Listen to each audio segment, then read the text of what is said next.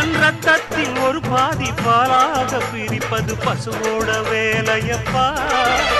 அது பிரித்தாலும் பாலோடு தண்ணீரை கலப்பது மனிதனின் மூளையப்பா. சாணம் விழுந்தா உரம் பாரு, எருவ எரிச்சா திருநீரு. உனக்கு என்ன வரலாறு, உண்மை சொன்னா தகராறு. நீ மாடு போல உழைக்கலையே, நீ மனுஷனை ஏச்சு பொழைக்கிறியே. வந்தேண்ட பால்காரே அடடா, பசு மாட்டை பத்தி பாட போறேன், புது பாட்டு கட்டி ஆட போறேன்.